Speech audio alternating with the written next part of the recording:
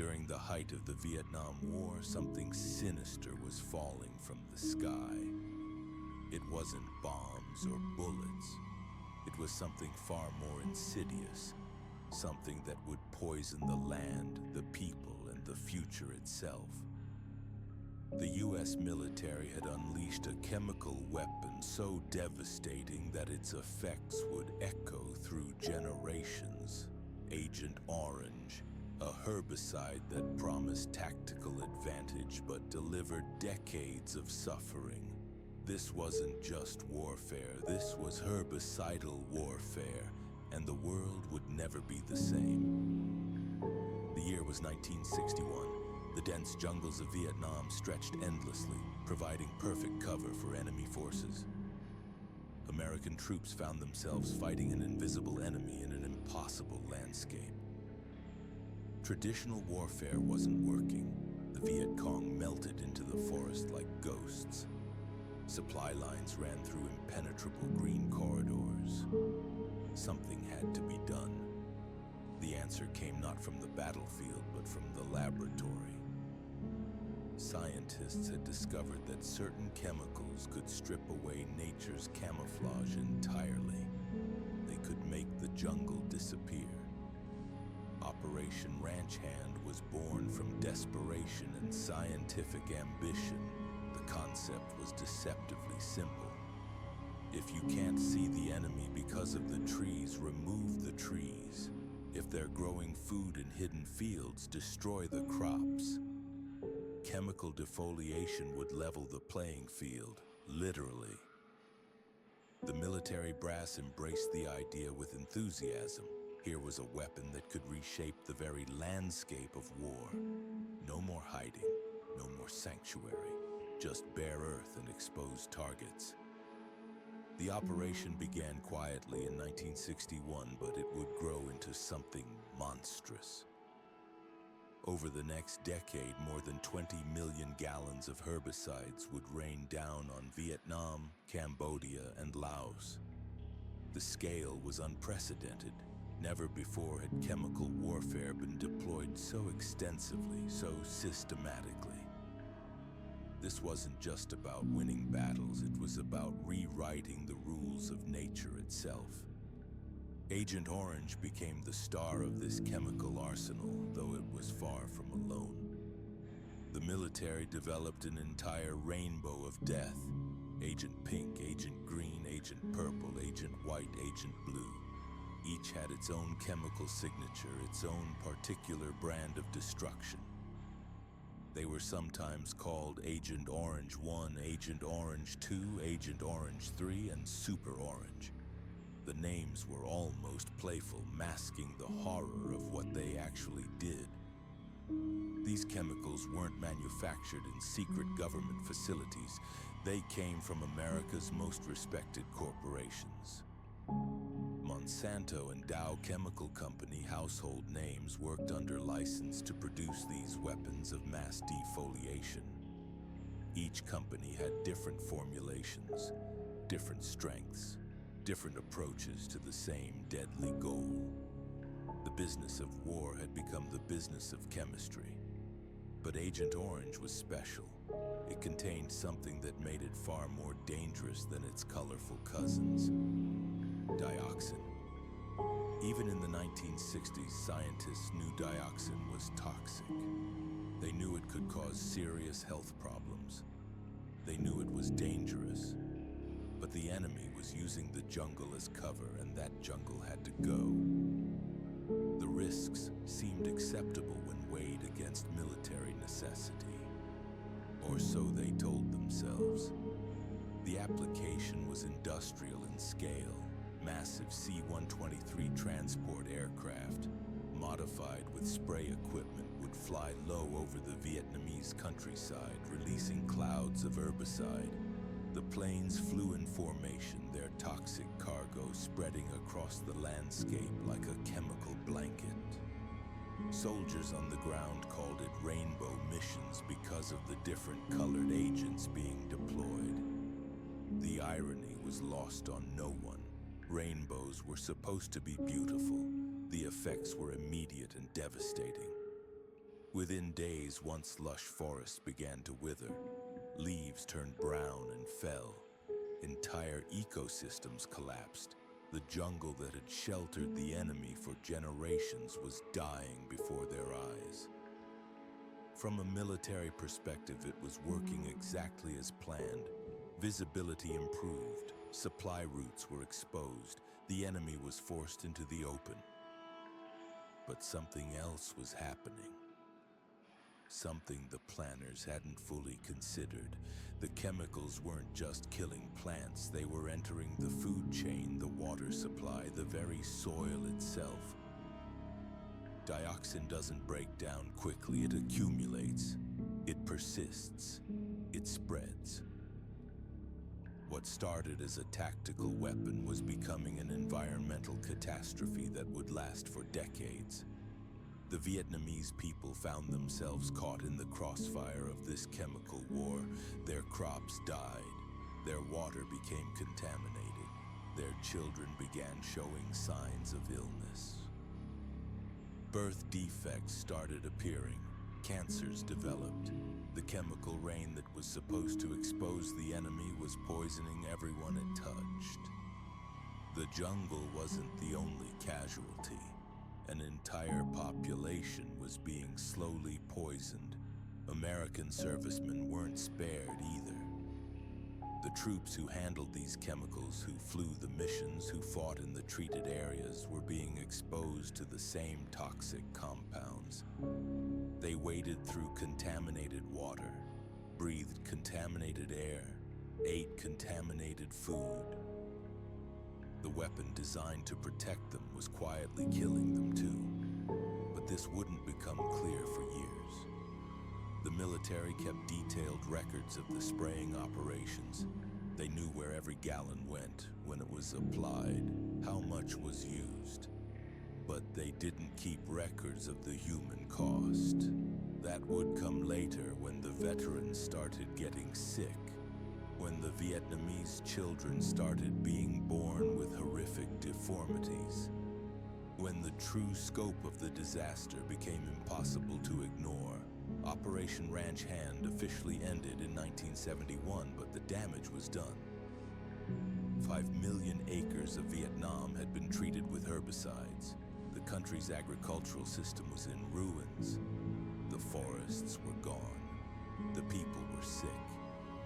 And the chemicals were still there, still working their way through the environment, still poisoning everything they touched.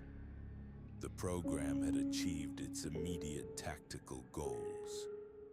The jungle cover was gone. The enemy supply lines were disrupted. Visibility was improved, but the cost was becoming clear. This wasn't just about winning a war. It was about the price of victory and whether that price was worth paying. The chemical genie was out of the bottle and it couldn't be put back. As the war wound down, the true legacy of Agent Orange was just beginning to emerge. Veterans started getting sick. Strange cancers, neurological problems. Their children were born with birth defects. The Vietnamese people were suffering even more with limited access to medical care and no hope of compensation. The herbicide that was supposed to end the war quickly had created a new kind of war. One that would be fought in hospitals and courtrooms for decades to come. The manufacturers knew the risks. Internal documents would later reveal that companies like Monsanto and Dow Chemical understood the dangers of dioxin contamination. They knew their products could cause serious health problems. But the military needed these chemicals and the companies were happy to provide them. The profits were substantial. The risks were someone else's problem. This was more than just a military operation. It was an experiment in environmental warfare on a scale never before attempted. The results would reshape our understanding of chemical weapons, environmental protection, and the responsibility of governments to their own soldiers. Agent Orange became a symbol of everything that could go wrong when science serves war without considering the human cost. The chemical companies that manufactured these herbicides would eventually face lawsuits worth hundreds of millions of dollars. Veterans would fight for decades to get their government to acknowledge the connection between their service and their illnesses. The Vietnamese people would suffer largely in silence, their claims for compensation rejected by American courts. The legacy of Agent Orange would outlast the war itself. But this was just the beginning. The real story of Agent Orange isn't just about what happened during the war. It's about what happened after. It's about the veterans who came home sick and were told their illnesses weren't service-related. It's about the Vietnamese children still being born with birth defects decades later. It's about the environmental damage that persists to this day. The herbicidal warfare program changed everything. It showed that nature itself could be weaponized, that entire ecosystems could be destroyed with the right chemicals. It demonstrated that the line between military targets and civilian populations was more blurred than anyone wanted to admit. And it proved that the consequences of war could extend far beyond the battlefield, affecting generations yet to be born. The true scope of Agent Orange's devastation becomes clear when we examine the human cost. This wasn't just collateral damage. This was systematic exposure of millions to a chemical cocktail that would poison generations. The numbers tell a story of unprecedented chemical warfare, but behind every statistic lies a human tragedy that continues to unfold decades later. Between 1961 and 1971, Operation Ranch Hand deployed more than 20 million gallons of herbicides across Southeast Asia. But Agent Orange wasn't the only weapon in this chemical arsenal. The military had an entire rainbow of death. Agent Pink, Agent Green, Agent Purple, Agent White, and Agent Blue. Each formula carried its own toxic signature, its own potential for destruction. The naming convention was deceptively simple, color-coded containers that masked the horror within. What made Agent Orange particularly lethal wasn't just its intended purpose as a defoliant. It was the contamination. The manufacturing process introduced dioxin, one of the most toxic substances known to science. This wasn't an accident or an oversight. Internal documents would later reveal that companies like Monsanto and Dow Chemical knew about the dioxin contamination. They understood its potential for harm. But the contracts were lucrative, and the government assured them the chemicals would only be used on enemy territory. The spraying operations themselves were methodical and relentless. C-123 provider aircraft, nicknamed Ranch Hand planes, flew low over the Vietnamese landscape, releasing their toxic cargo in concentrated bursts. The motto painted on these aircraft read, "Only you can prevent forests." It was a dark twist on the famous Smokey Bear slogan, but the irony was lost on few. These planes weren't preventing fires, they were starting a different kind of destruction, one that would burn through generations. The immediate effects were exactly what military planners had hoped for. Jungle canopy withered and died within days. Dense forests that had provided cover for North Vietnamese and Viet Cong forces were reduced to barren wastelands. Supply routes became visible from the air. The landscape itself became a weapon against those who had learned to use it for protection. But the chemical didn't discriminate between military targets and civilians. Vietnamese farmers watched their rice paddies turn brown and die. Fruit trees that had fed families for generations withered overnight. Water sources became contaminated, carrying the poison into wells and rivers used by entire communities. The herbicide settled into the soil where it would remain active for years, continuing to poison the food chain long after the war ended. For American soldiers, the exposure was constant and unavoidable. They walked through freshly sprayed areas, drank contaminated water, and ate food grown in poisoned soil. Many didn't even know they were being exposed. The military brass assured them the chemicals were harmless to humans. Some soldiers even joked about the spray, calling it Agent Orange Juice and claiming it tasted like orange soda when mixed with water. The Vietnamese population faced an even more concentrated assault. Entire regions were repeatedly sprayed, some areas receiving multiple applications over the course of years. The Mekong Delta, once known as the Rice Bowl of Vietnam, became a testing ground for chemical warfare. Mangrove forests along the coast were devastated, their complex ecosystems destroyed in a matter of weeks. The environmental destruction was so complete that some areas have never recovered. Dr. James Clary's 1988 revelation would later expose the cold calculation behind these operations. His letter to Senator Tom Daschle contained a chilling admission. When we initiated the herbicide program in the 1960s, we were aware of the potential for damage due to dioxin contamination in the herbicide. However, because the material was to be used on the enemy, none of us were overly concerned. We never considered a scenario in which our own personnel would become contaminated with the herbicide. This statement revealed the fundamental flaw in the military's thinking. They had weaponized chemistry without considering the long-term consequences. They had assumed they could control a poison that recognized no boundaries, no uniforms, no allegiances. The chemical would affect anyone who came into contact with it, regardless of which side they fought for.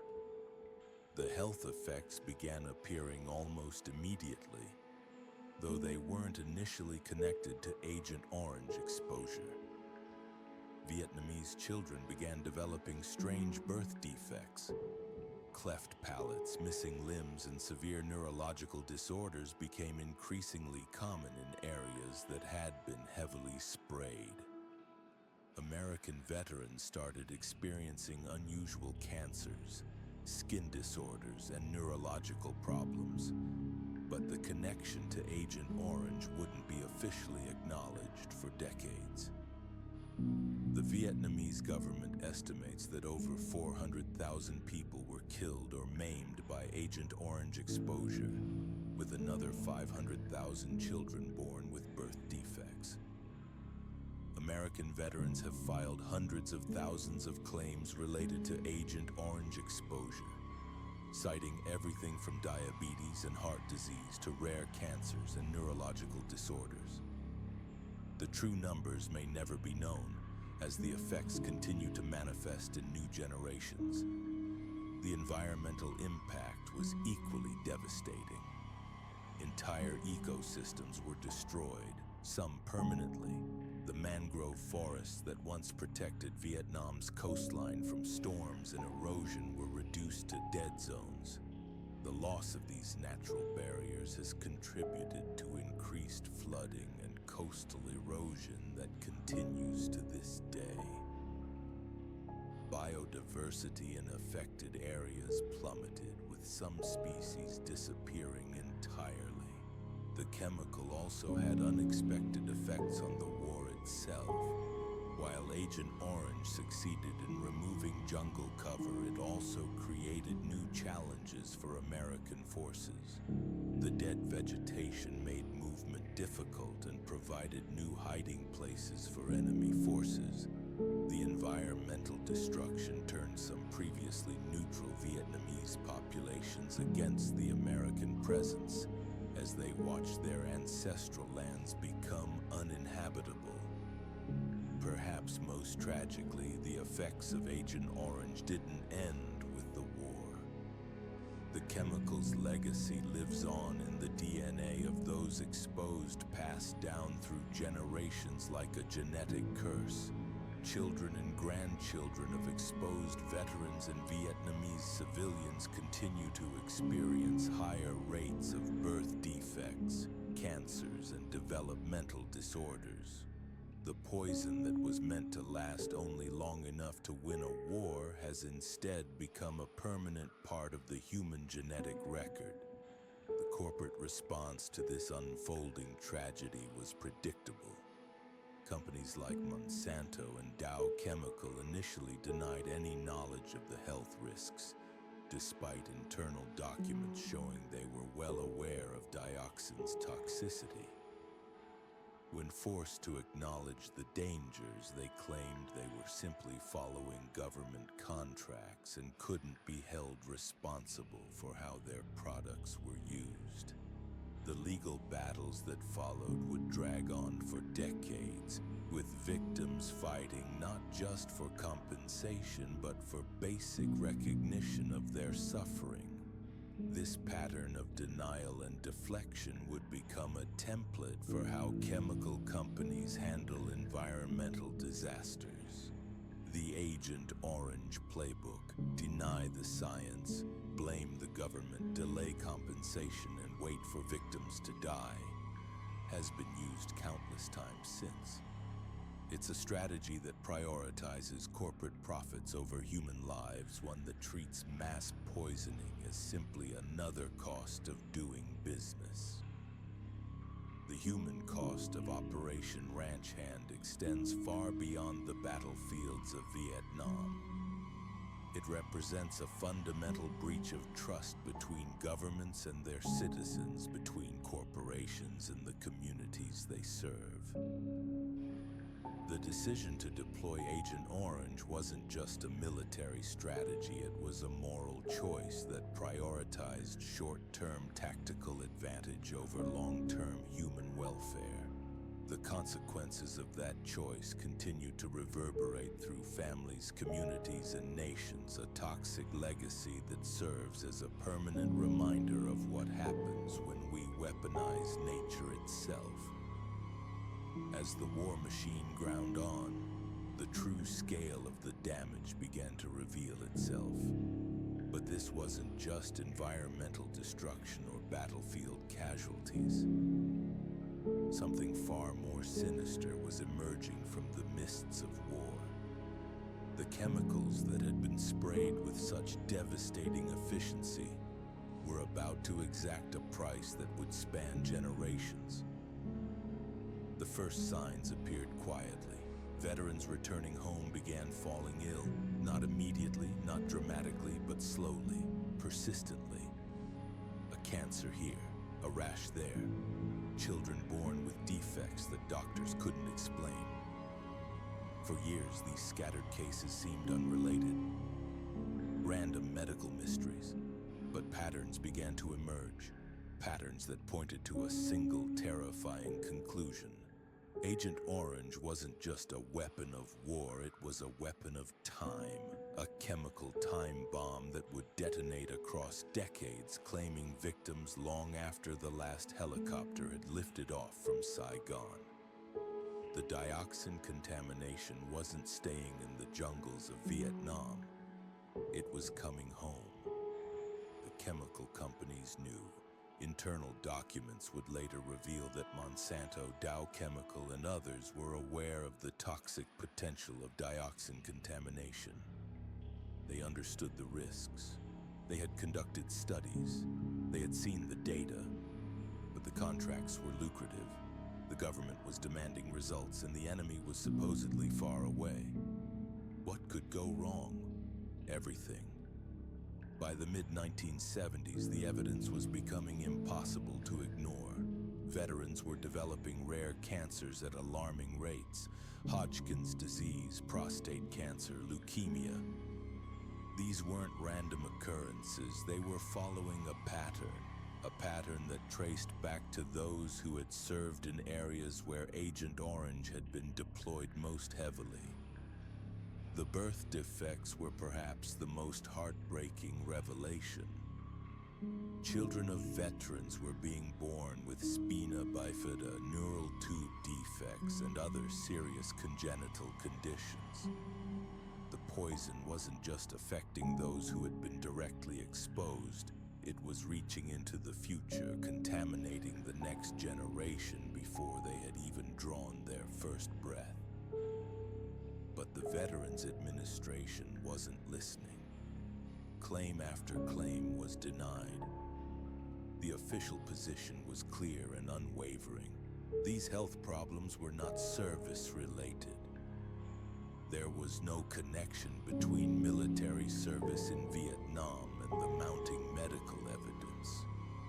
The government that had sent these men to war was now abandoning them in their hour of greatest need. The denial wasn't just bureaucratic incompetence. It was systematic, deliberate. The financial implications of acknowledging the connection between Agent Orange and veteran illness were staggering. Millions of veterans had potentially been exposed. The cost of medical care and compensation could reach into the billions. So the machine of denial kept grinding forward, leaving sick veterans to fight a new war on American soil. Dr. James Clary, an Air Force researcher who had been involved with Operation Ranch Hand, would later break the silence. His 1988 letter to Senator Tom Daschle was damning in its simplicity. When we initiated the herbicide program in the 1960s, we were aware of the potential for damage due to dioxin contamination in the herbicide. However, because the material was to be used on the enemy, none of us were overly concerned. We never considered a scenario in which our own personnel would become contaminated with the herbicide. The admission was devastating. They had known about the dangers, but they had assumed the poison would only affect the enemy. The calculation was cold, clinical, and ultimately catastrophic. American servicemen weren't supposed to be exposed to these chemicals. They were supposed to spray them and walk away unharmed. But war doesn't follow laboratory protocols. Wind patterns shift, equipment malfunctions. Soldiers march through areas that have been sprayed. They drink water from contaminated sources. They eat food grown in poisoned soil. The herbicides that were meant to strip away jungle cover were also stripping away the health of those who deployed them. The scale of exposure was massive. More than 2.6 million American servicemen had served in Vietnam during the years when Agent Orange was being used. Not all of them were directly exposed, but hundreds of thousands had been. They had breathed the chemicals, absorbed them through their skin, ingested them unknowingly. The poison had entered their bodies and would remain there for decades, slowly wreaking havoc on their cellular structure. Meanwhile, in Vietnam, the suffering was even more widespread. Vietnamese civilians had no protective equipment, no knowledge of what was being sprayed over their homes and fields. They couldn't rotate out of the area or return to a cleaner environment. They lived in the contaminated zones, drank from polluted water sources, and ate crops grown in poisoned soil. The exposure was continuous and devastating. Vietnamese authorities would later claim that 500,000 children had been born with serious birth defects related to Agent Orange exposure. 2 million people were suffering from cancer or other illnesses caused by the herbicides. Entire communities had been poisoned. their genetic legacy corrupted by chemicals that would persist in the environment for generations. The legal battle that followed was epic in scope and tragic in its limitations. In 1979, a class action lawsuit was filed on behalf of 2.4 million veterans who had been exposed to Agent Orange. The case dragged on for years, with the chemical companies fighting every claim, every piece of evidence, every attempt to establish causation. Finally, in 1984, the 7 major chemical companies agreed to an out-of-court settlement. They would pay $180 million in compensation to veterans or their families. It seemed like justice, but the reality was far more complex. The settlement was structured to avoid any admission of guilt or liability. The companies weren't acknowledging that their products had caused harm. They were simply making a financial calculation that settling was cheaper than continuing to fight. The amount, while substantial, was woefully inadequate given the scope of the damage. Divided among hundreds of thousands of potential claimants, the individual payouts were modest. Many veterans received only a few $1,000s, barely enough to cover their medical expenses, let alone compensate for a lifetime of suffering. More importantly, the settlement only covered American veterans. The Vietnamese victims who had suffered the most direct and prolonged exposure received nothing. When Vietnamese citizens filed their own class action lawsuit in 2004 seeking billions in damages, the courts dismissed their claims.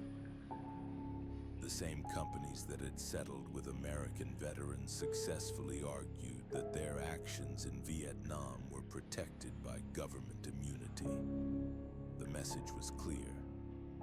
American lives had value that could be quantified and compensated. Vietnamese lives did not. The same chemicals that had poisoned both populations were treated differently by the legal system, creating a hierarchy of suffering that reflected the broader inequities of the war itself. The scientific evidence continued to mount. Study after study confirmed the link between Agent Orange exposure and a growing list of health problems. The VA was eventually forced to acknowledge certain conditions as service-related, but the process was slow and grudging. Each new disease had to be proven through exhaustive research and political pressure. By the time the Agent Orange Act was signed into law in 1991, thousands of veterans had already died from exposure-related illnesses. They had fought 2 wars, one in Vietnam and another against their own government's refusal to acknowledge their sacrifice. Many lost both battles, dying without ever receiving the recognition or compensation they deserved. The legacy of Agent Orange extends far beyond the immediate health impacts. It represents a fundamental betrayal of the social contract between a nation and its warriors. These men had answered their country's call, served with honor in an unpopular war, and returned home to find their government unwilling to acknowledge the price they had paid. The herbicidal warfare program had achieved its tactical objectives. Forests were defoliated, enemy supply lines were disrupted, and agricultural resources were destroyed. But the strategic cost was immense. The chemicals that were supposed to provide a technological advantage had instead created a moral catastrophe that would haunt American foreign policy for generations. The Vietnamese suffering was even more profound. Unlike American veterans who could at least hope for eventual recognition and compensation, Vietnamese victims had no recourse. They lived in a country that had been systematically poisoned, with contaminated soil and water that would affect their children and grandchildren. The herbicides had succeeded in their mission of environmental destruction, but that destruction had become permanent. The Agent Orange story reveals the terrible arithmetic of modern warfare. In the pursuit of military advantage, both sides had embraced technologies and tactics that crossed fundamental moral boundaries. The Americans had weaponized the environment itself, turning the natural world into an instrument of war. The long-term consequences of that decision would prove far more devastating than any immediate tactical gain. Perhaps most tragically, the suffering was predictable. The chemical companies had known about the risks. Military planners had understood the potential for widespread contamination. The decision to proceed with the program wasn't made in ignorance. It was made with full knowledge of the probable consequences, based on a calculation that those consequences were acceptable. That calculation was wrong. The price of herbicidal warfare wasn't paid only by the enemy. It was paid by American servicemen, Vietnamese civilians, and future generations who would inherit a poisoned landscape. The chemicals that had promised to deliver victory had instead delivered a legacy of death and suffering that would span decades. The Agent Orange tragedy stands as one of the most damning indictments of modern warfare's capacity for unintended consequences. It demonstrates how easily the pursuit of military advantage can lead to moral catastrophe, and how the true cost of war extends far beyond the battlefield.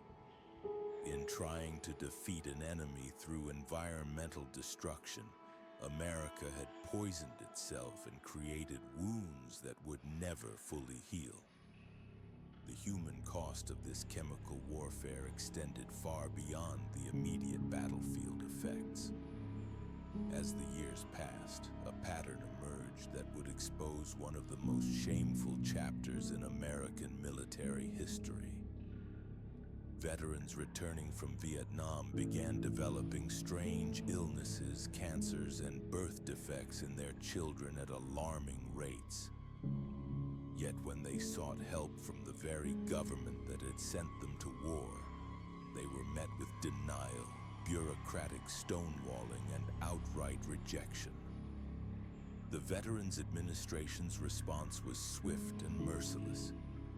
Every claim was denied. Every request for medical assistance was rejected. The official position was clear. These illnesses were not service-related. The men who had served their country faithfully were now being abandoned by that same country when they needed help most.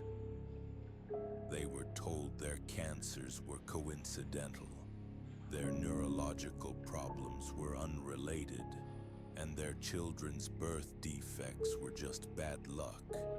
What these veterans didn't know was that the government and chemical companies had been aware of the dangers all along. Internal documents would later reveal that Monsanto, Dow Chemical, and other manufacturers knew about the toxic effects of dioxin contamination in Agent Orange. They knew it could cause cancer, birth defects, and severe health problems, but they manufactured it anyway, driven by wartime contracts and profit margins. The military brass also knew. They understood the risks but calculated that the strategic benefits outweighed the potential harm to their own soldiers.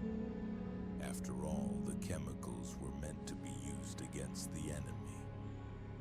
The possibility that American troops would be exposed to these toxins was either ignored or deemed an acceptable risk in the pursuit of military objectives.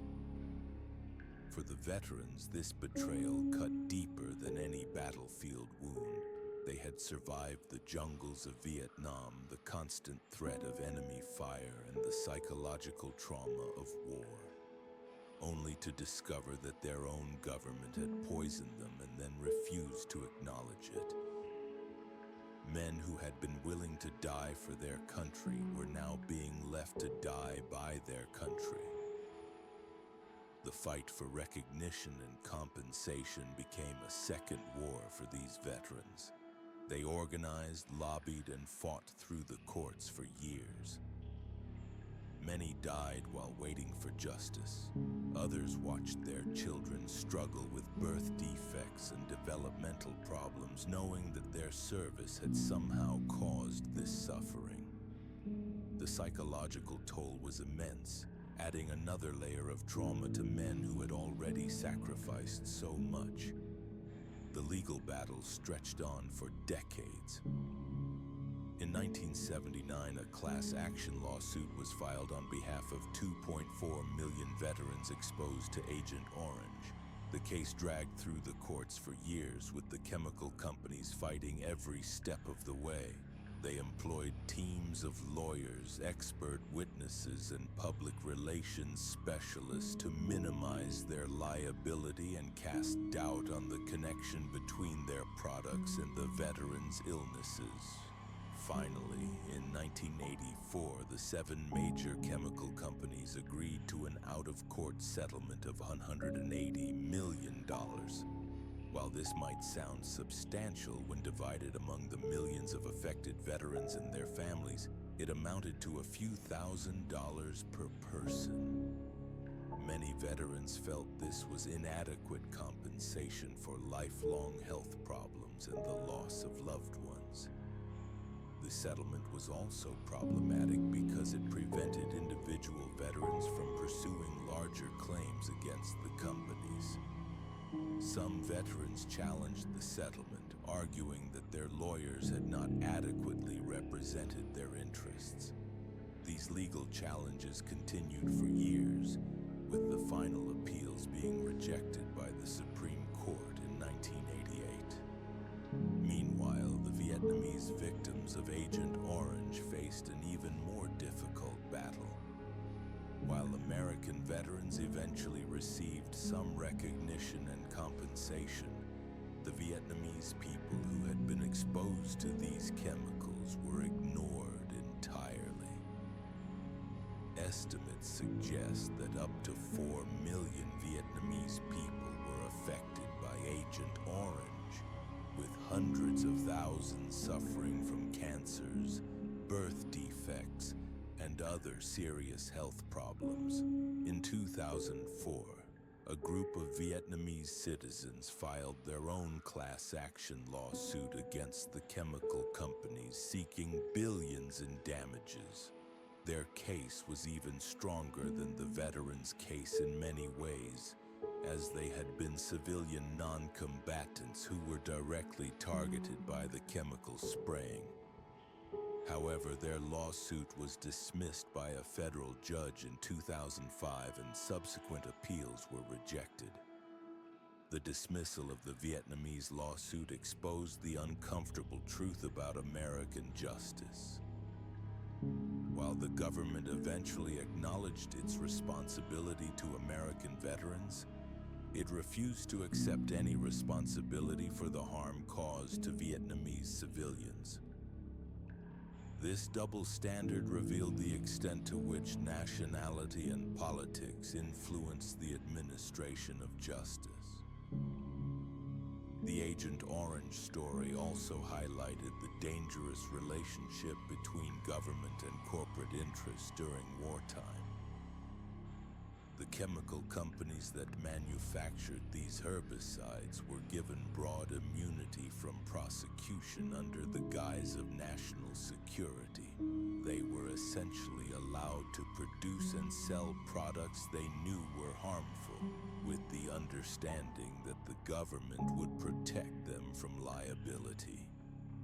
This pattern would repeat itself in future conflicts, with contractors and manufacturers receiving similar protections while the human costs were borne by soldiers and civilians. The military-industrial complex that President Eisenhower had warned about was operating in full force. prioritizing profits and strategic objectives over human welfare. For the families of affected veterans, the Agent Orange legacy became a multi-generational tragedy. Children born to exposed veterans showed higher rates of birth defects, learning disabilities, and various health problems. Some of these children would grow up to have their own children with similar issues, suggesting that the genetic damage caused by dioxin exposure could be passed down through generations. The psychological impact on these families was profound. Parents struggled with guilt, wondering if their service had somehow cursed their children. Children grew up knowing that their health problems were connected to their father's military service, creating complex feelings about patriotism, sacrifice, and government responsibility. The Agent Orange scandal fundamentally changed how Americans viewed their government's truthfulness and competence. It became clear that official assurances about safety and security could not be trusted, and that the government was willing to sacrifice the health and welfare of its own citizens for military and political objectives. This erosion of trust would have lasting consequences for American society and politics. The story of Agent Orange remains a stark reminder of the true costs of war and the importance of holding both government and corporate actors accountable for their actions. It demonstrates how the pursuit of military victory can lead to moral compromises that echo through generations, affecting not just the intended targets, but also the very people who were supposed to be protected. The toll of Agent Orange extends far beyond the battlefield, creating a cascade of suffering that continues to this day. Veterans returning from Vietnam found themselves fighting a different kind of war, one waged in courtrooms and congressional hearings where the enemy was not a foreign adversary but their own government's denial and corporate America's calculated silence. The legal battles began almost immediately after the war ended. Veterans started noticing patterns, clusters of rare cancers, birth defects in their children, and neurological disorders that defied explanation. When they approached the Veterans Administration seeking help, they encountered a wall of bureaucratic indifference. Claims were systematically denied, medical records were questioned, and the standard response was always the same: insufficient evidence of service connection. This wasn't mere incompetence. It was a deliberate strategy of delay and denial designed to minimize liability and protect both government and corporate interests. The VA's approach was simple: make the process so difficult, so time-consuming, and so demoralizing that veterans would simply give up or die before receiving compensation. For many, this strategy worked exactly as intended. The breakthrough came in 1978 when a Chicago television reporter named Bill Curtis aired a documentary about Agent Orange. The program connected the dots between the chemical spraying and the mysterious illnesses plaguing veterans. Suddenly, isolated cases became part of a larger pattern, and veterans began to organize. They formed support groups, shared medical records, and built the foundation for what would become the largest class action lawsuit in American history. The lawsuit, filed in 1979, represented 2.4 million veterans against 7 major chemical companies. The case was assigned to Judge Jack Weinstein, who understood that traditional litigation would take decades and leave most veterans without relief. Instead, he pushed for a settlement, recognizing that the companies had deep pockets but also powerful legal teams that could drag proceedings out indefinitely. The chemical companies led by Monsanto and Dow Chemical adopted a strategy of aggressive denial. They argued that Agent Orange was safe, that any health problems were unrelated to exposure, and that they had simply manufactured the chemicals according to government specifications. Internal documents later revealed a different story. Company scientists had known about the dangers of dioxin contamination for years, but had chosen to remain silent, prioritizing profits over human safety. The 1984 settlement of $180 million was both a victory and a betrayal. While it provided some compensation for veterans, the amount was woefully inadequate given the scale of suffering.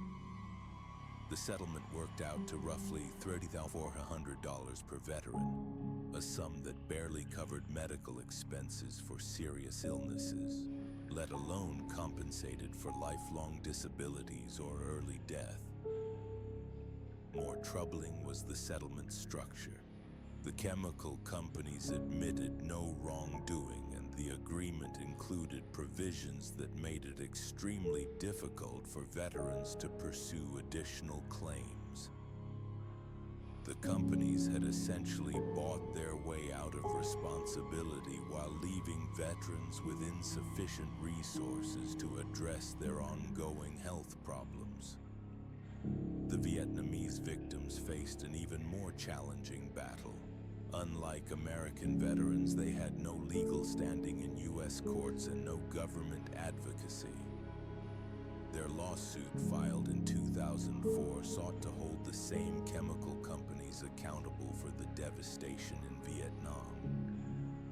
The case was dismissed in 2005, with courts ruling that the companies could not be held liable for following government orders during wartime. This legal double standard revealed the harsh reality of international justice. American veterans, despite facing significant obstacles, at least had access to U.S. courts and eventually received some compensation. Vietnamese victims, numbering in the millions, were left with nothing but the promise of limited humanitarian aid that would take decades to materialize. The corporate response to these lawsuits was particularly revealing. Internal documents released through discovery showed that companies like Monsanto had conducted their own studies on dioxin toxicity as early as the 1960s. These studies confirmed what military researchers already knew. Dioxin was extraordinarily dangerous to human health. Yet this information was never shared with the soldiers who were handling the chemicals or the Vietnamese civilians who were being exposed to them. The company's defense strategy relied heavily on creating doubt about causation. They funded studies designed to minimize the connection between Agent Orange and health problems, hired expert witnesses to testify about the difficulty of proving chemical causation, and used procedural delays to exhaust their opponents' resources. This approach, later adopted by tobacco companies and other industries facing mass tort litigation, became known as the "doubt is our product" strategy. The political dimension of these legal battles cannot be ignored. The Reagan administration, which came to power during the height of the Agent Orange controversy, was hostile to veteran compensation claims and supportive of corporate interests. The administration argued that generous compensation would set a dangerous precedent and potentially bankrupt the government. This political opposition made it even more difficult for veterans to achieve meaningful justice. The passage of the Agent Orange Act in 1991 represented a partial victory, but it came at a tremendous cost. Thousands of veterans had died while waiting for recognition of their service-connected disabilities. Families had been financially devastated by medical expenses, and children had grown up watching their fathers slowly deteriorate from mysterious illnesses that the government refused to acknowledge. The act established a presumptive service connection for certain diseases, meaning veterans no longer had to prove that their illnesses were directly caused by Agent Orange exposure. This was a significant improvement, but the list of covered conditions was limited, and many veterans continued to struggle with illnesses that weren't included in the official recognition.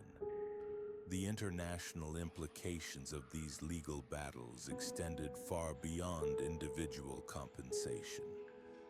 The dismissal of the Vietnamese lawsuit sent a clear message that American corporations could participate in wartime chemical warfare without fear of legal consequences, as long as they were following government orders. This precedent has had lasting implications for international humanitarian law and corporate accountability. The Agent Orange legal saga also highlighted the inadequacy of existing international legal frameworks for addressing environmental warfare. The Hague and Geneva Conventions, written before the age of chemical defoliants, provided little guidance for holding nations or corporations accountable for long-term environmental damage. The legal system designed for conventional warfare proved inadequate for addressing the unique challenges posed by chemical weapons that cause harm decades after their use. The struggle for justice revealed fundamental flaws in how democratic societies handle the aftermath of controversial military operations. The same government that had ordered the spraying of Agent Orange was responsible for caring for the veterans who had been exposed to it. This inherent conflict of interest made it nearly impossible for veterans to receive fair treatment through normal administrative channels. The corporate behavior during these legal battles established patterns that would be repeated in other mass tort cases. The strategy of delay, denial, and legal attrition became a template for how large corporations could minimize liability, even when facing overwhelming evidence of harm. The Agent Orange litigation showed that even when justice eventually prevailed, the process could be manipulated to limit corporate responsibility and maximize profits. The human cost of these legal battles was staggering. Veterans who had served their country with honor found themselves treated as adversaries by the very institutions they had defended. Many died before receiving recognition or compensation, taking their knowledge of chemical exposure and its effects with them. The stress of fighting for recognition while battling serious illness added another layer of suffering to an already tragic situation. The legacy of these legal battles continues to shape how we understand corporate responsibility, government accountability, and the rights of those harmed by military operations. The Agent Orange litigation established important precedents for mass tort cases while simultaneously revealing the limitations of the legal system in addressing large-scale environmental and health disasters. As we examine this devastating chapter of modern warfare, we must confront uncomfortable truths about human nature, institutional power, and the enduring consequences of choices made in the fog of war. The Agent Orange story isn't just about chemicals and casualties. It's about what happens when systems fail, when profit trumps people, and when the very institutions meant to protect us become instruments of harm. The parallels to other historical atrocities are impossible to ignore. Throughout history, we've seen this pattern repeated. Powerful entities make decisions that benefit them in the short term, while imposing catastrophic costs on vulnerable populations. The tobacco industry knew cigarettes caused cancer but spent decades denying it. Pharmaceutical companies pushed opioids while downplaying addiction risks. Asbestos manufacturers concealed the dangers their products posed to workers. Agent Orange fits squarely into this pattern of corporate malfeasance and institutional betrayal.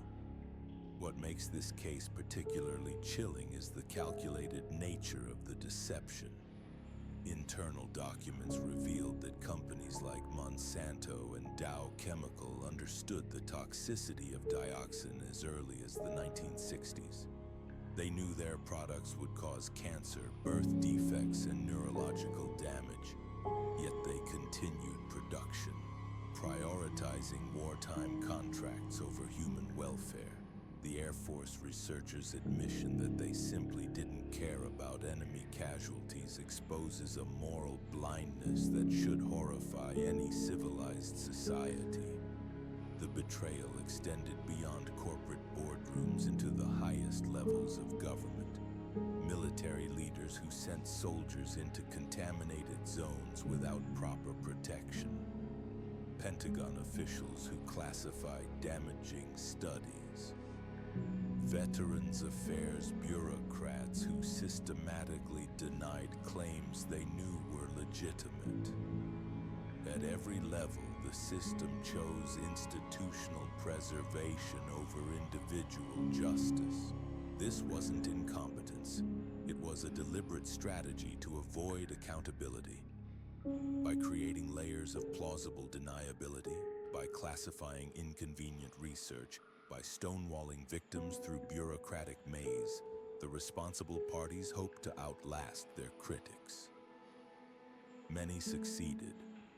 Chemical company executives retired wealthy while their victims died young. Military officers received promotions while soldiers suffered in silence. Government officials advanced their careers while veterans fought for basic recognition. The human cost defies comprehension. Imagine being a young soldier following orders, serving your country, only to discover years later that your own government had poisoned you. Picture the Vietnamese farmer, tending fields that had been saturated with toxins, watching children born with horrific deformities. Consider the families torn apart by cancers, mental illness, and birth defects that could have been prevented if honesty had prevailed over profit. The scientific evidence was overwhelming. Study after study confirmed the link between Agent Orange exposure and devastating health outcomes. Yet the system's response was to attack the science, question the researchers, and delay action until victims died or gave up fighting. This wasn't skepticism, it was weaponized doubt, designed to protect institutions at the expense of truth. The legal battles revealed the fundamental inequality of American justice. When powerful corporations face liability, they have unlimited resources for defense. Teams of lawyers, expert witnesses, and public relations specialists work to minimize damage. Victims, meanwhile, struggle with medical bills, lost wages, and declining health. The playing field isn't level. It's tilted so steeply that justice becomes nearly impossible. The international dimension adds another layer of moral complexity. Vietnamese victims who suffered identical injuries from the same chemicals received no compensation whatsoever. American courts rejected their claims, effectively declaring that foreign lives matter less than American ones. This selective justice undermines any claim to moral leadership and exposes the hypocrisy at the heart of American foreign policy. The environmental destruction continues, reverberating through generations. Dioxin persists in soil and water systems decades after the war ended. Vietnamese children today are born with birth defects defects caused by chemicals their grandparents never saw. The poison has become part of the ecosystem, a permanent reminder of what happens when warfare targets the environment itself. The precedent set by Agent Orange's use has shaped military thinking ever since. The idea that environmental destruction is an acceptable weapon of war didn't end in Vietnam. It influenced tactics in Iraq, Afghanistan, and conflicts around the world. When we normalize the poisoning of entire landscapes, we cross a moral threshold that's difficult to recross. The media's role in this tragedy deserves scrutiny. For years, mainstream outlets treated Agent Orange as a minor story buried beneath other news. When veterans began speaking out, their claims were often dismissed as exaggerated or unproven. The press, which should serve as a watchdog against institutional abuse, instead acted as an enabler by treating corporate denials as equally credible as victim testimony. The medical establishment's complicity is equally troubling. Doctors who saw unusual patterns of disease in veterans were discouraged from investigating connections to chemical exposure. Research that might have saved lives was suppressed or defunded. The very profession sworn to first do no harm became complicit in a system that prioritized political convenience over patient welfare. The psychological impact on survivors extends far beyond physical symptoms. Many veterans describe a profound sense of betrayal that goes to the core of their identity. They served their country faithfully only to discover that their country had betrayed them. This isn't just about money or medical care. It's about the fundamental social contract between citizens and government, between soldiers and commanders, between the powerful and the powerless. The intergenerational trauma cannot be overstated. Children and grandchildren of exposed veterans suffer from conditions that rob them of normal lives. Families are shattered by illnesses that could have been prevented. The poison literally passes from parent to child, creating cycles of suffering that span generations. This isn't just a historical tragedy, it's an ongoing catastrophe that continues claiming victims today. The parallels to contemporary environmental crimes are striking. From Flint's water crisis to industrial pollution in minority communities, we see the same pattern of powerful interests imposing health risks on vulnerable populations. The Agent Orange playbook has been refined and updated, but the fundamental dynamic remains unchanged. Those with power make decisions that benefit them while imposing costs on those without power. The broader implications for democratic governance are profound. When institutions systematically deceive citizens about matters of life and death, the social contract breaks down. Trust once lost is nearly impossible to restore. The Agent Orange scandal contributed to a broader crisis of confidence in American institutions that continues today. People learned that their government would lie to them, that corporations would poison them for profit, that the system would protect itself at their expense. The international legal implications extend far beyond Vietnam. The use of Agent Orange violated numerous international laws and treaties governing warfare, yet no one was ever prosecuted for these crimes. The message sent to the world was clear. Powerful nations can commit atrocities with impunity as long as they control the enforcement mechanisms. This precedent has enabled countless other violations of international law. The technological dimension reveals how scientific progress can become an instrument of oppression. The same chemical innovations that promised to revolutionize agriculture became weapons of mass destruction. The same corporate research capabilities that could have developed safer products were instead used to maximize toxicity. Science, which should serve humanity, became a tool for harming it. The economic incentives that drove this tragedy remain largely unchanged. Defense contractors still profit from developing ever more destructive weapons. Chemical companies still prioritize profits over safety. The regulatory system still favors industry over public health. Until these fundamental incentives change, similar tragedies will continue occurring. The story of Agent Orange is ultimately a story about power and its abuse. It shows what happens when those in authority prioritize their own interests over the welfare of those they're supposed to protect. It demonstrates how institutions can become corrupted when they operate without meaningful accountability. Most importantly, it reveals the human cost of moral cowardice in the face of obvious injustice. The lessons are clear, even if they remain largely unheeded. Transparency prevents abuse. Accountability deters misconduct. Independent oversight protects vulnerable populations. When these safeguards fail, tragedy follows as surely as night follows day. The Agent Orange scandal wasn't an accident or an anomaly. It was the predictable result of a system that prioritizes institutional protection over human welfare.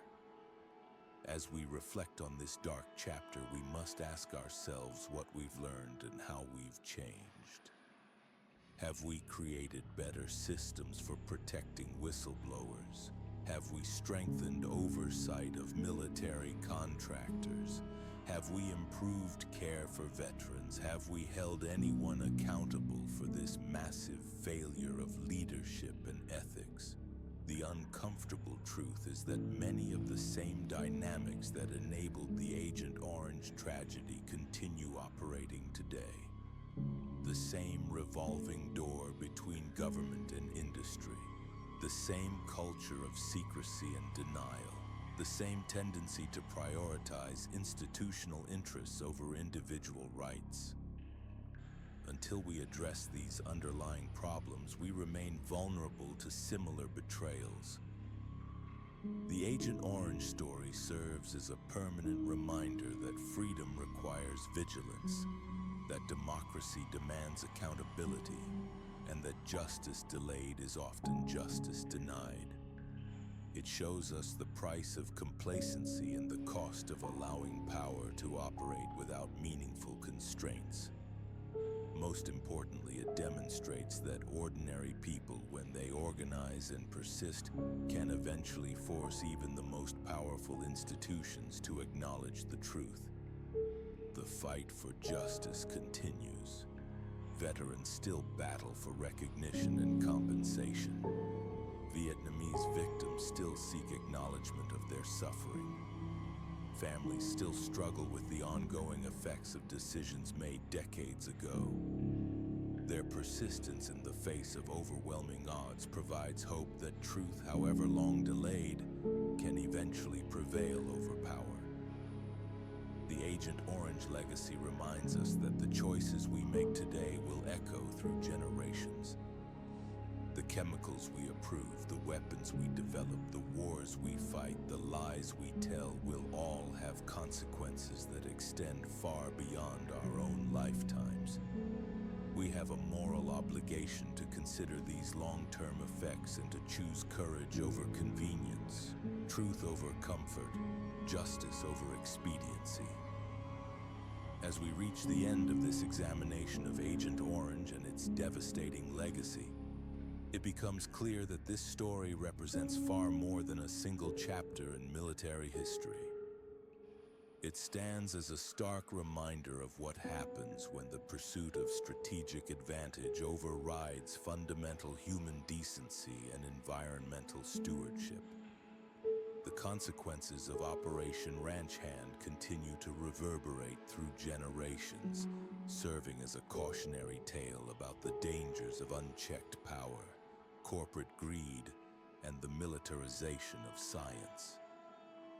The environmental devastation wrought by Agent Orange extends far beyond what was initially understood or acknowledged. Entire ecosystems were fundamentally altered, with some areas of Vietnam still bearing the scars of chemical contamination decades later. The mangrove forests of the Mekong Delta, once teeming with biodiversity, were transformed into barren wastelands. Ancient hardwood forests that had stood for centuries were reduced to skeletal remains. The soil itself became contaminated with dioxin that would persist for generations, creating dead zones where nothing could grow and threatening the food security of millions of Vietnamese people. What makes this environmental destruction particularly tragic is its deliberate nature. This was not collateral damage from conventional warfare, but a calculated strategy to weaponize the environment itself. The military planners who conceived Operation Ranch Hand understood that they were fundamentally altering the landscape of Vietnam. Yet they proceeded with little consideration for the long-term consequences. This represents a profound violation of humanity's responsibility as stewards of the natural world. The human cost, however, remains the most devastating aspect of this story. Vietnamese civilians who had no voice in the decisions that led to their exposure have borne the heaviest burden. Generations of families have been affected by birth defects, cancers, and genetic damage that can be traced directly to dioxin exposure. Children born decades after the war ended continue to suffer from conditions that rob them of normal lives, creating a cycle of suffering that seems to have no end.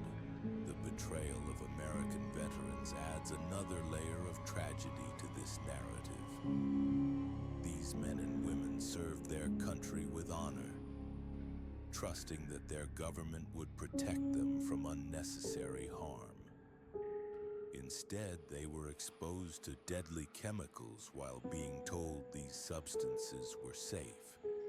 When they returned home and began developing serious health problems, they were met with denial, bureaucratic obstruction, and a system that seemed designed to avoid responsibility rather than provide care.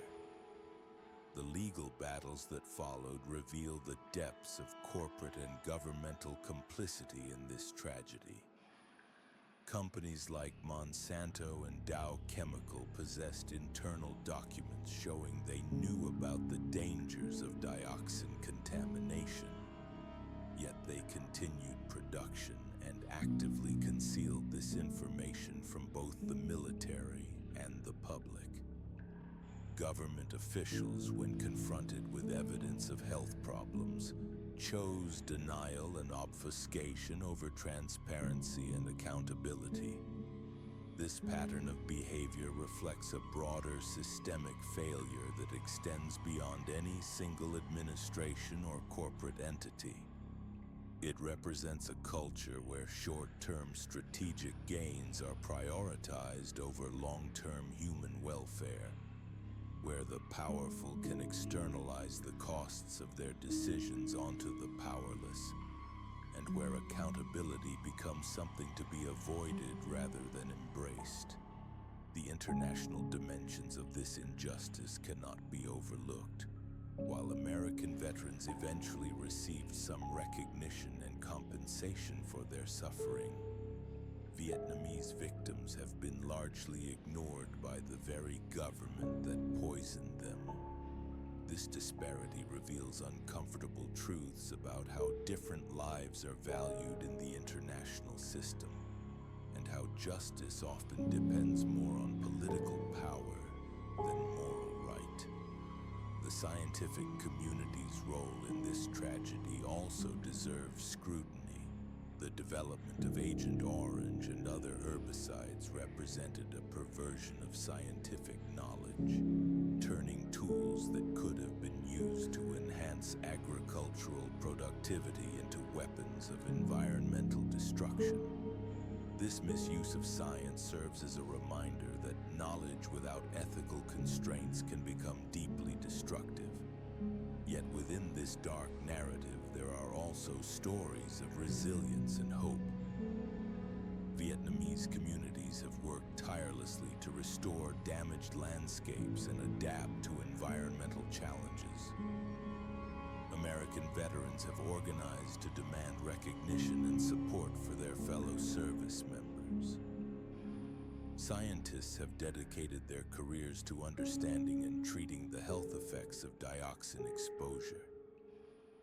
These efforts, while they cannot undo the damage that was done, represent the human capacity to respond to injustice with determination and compassion. The lessons from the Agent Orange tragedy extend far beyond the specific circumstances of the Vietnam War. They speak to fundamental questions about how societies make decisions about risk, how they balance competing interests, and how they allocate responsibility for the consequences of those decisions. In an era of climate change, emerging technologies, and global interconnectedness, these lessons have renewed relevance. The importance of transparency in government decision-making cannot be overstated. The secrecy that surrounded Operation Ranch Hand enabled bad decisions to be made and maintained long after their consequences became apparent.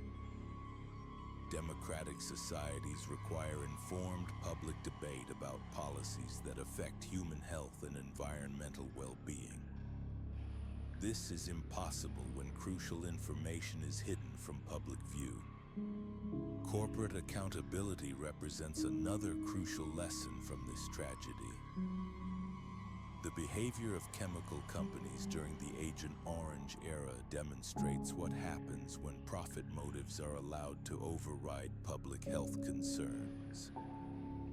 Strong regulatory frameworks, independent oversight, and meaningful penalties for misconduct are essential to prevent similar tragedies in the future. The treatment of veterans in the aftermath of Agent Orange exposure reveals the ongoing challenges of honoring society's obligations to those who serve in the military. The delays, denials, and bureaucratic obstacles that veterans faced when seeking recognition and treatment represent a betrayal of the social contract between citizens and the state. Future policies must be designed to ensure that those who serve their country receive the care and support they deserve. Perhaps most importantly, the Agent Orange tragedy illustrates the need for moral courage in the face of institutional pressure. At numerous points in this story, individuals within government agencies, corporations, and military organizations had opportunities to speak out against policies they knew to be harmful. The failure to do so contributed to decades of unnecessary suffering. Creating cultures that support and protect those who raise ethical concerns is essential for preventing future tragedies. The international implications of this story also demand attention. The fact that Vietnamese victims have received so little recognition or compensation from the United States reflects broader patterns of inequality in how different populations are treated in the international system. True justice requires acknowledging that all human lives have equal value regardless of nationality or political affiliation. As we look to the future, the Agent Orange tragedy serves as both a warning and a call to action. It warns us about the dangers of prioritizing short-term strategic gains over long-term human welfare, of allowing corporate interests to override public health concerns, and of maintaining policies in the face of mounting evidence of their harmfulness. It calls us to build systems that are more transparent, accountable, and responsive to human needs. The story of Agent Orange ultimately forces us to confront uncomfortable truths about power, responsibility, and justice. It challenges us to consider how we can create institutions and cultures that prevent such tragedies from occurring again. Most importantly, it reminds us that behind every policy decision are real human beings whose lives hang in the balance. The legacy of Agent Orange will continue to unfold for generations to come.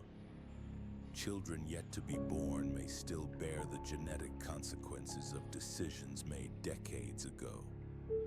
Ecosystems may require centuries to fully recover from the damage that was inflicted. The full scope of this tragedy may never be completely understood or adequately addressed. What we can control is how we respond to this legacy. We can choose to learn from these mistakes, to build better systems of oversight and accountability, and to ensure that the voices of those who suffer from our decisions are heard and heeded. We can choose to prioritize human welfare over strategic convenience, environmental protection over short-term profit, and transparency over secrecy. The Agent Orange tragedy stands as one of the most shameful chapters in modern history, a testament to what happens when power is exercised without adequate moral constraints. But it also represents an opportunity for redemption, a chance to build a more just and accountable world. Whether we seize that opportunity will determine whether the immense suffering documented in this story will ultimately serve some meaningful purpose, or whether it will remain simply a monument to human folly and institutional failure.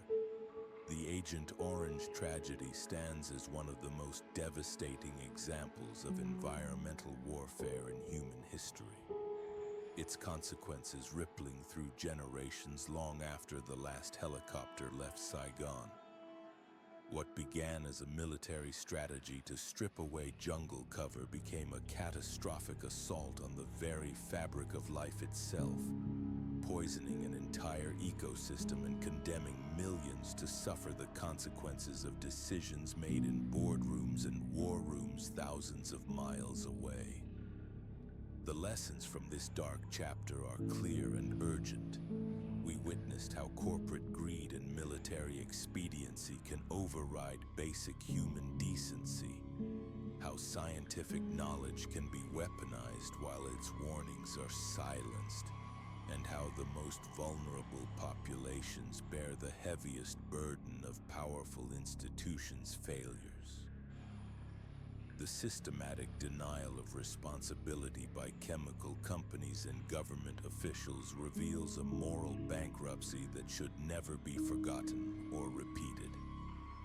Today, as we face new environmental challenges and witness ongoing conflicts around the world, the Agent Orange legacy serves as a stark warning.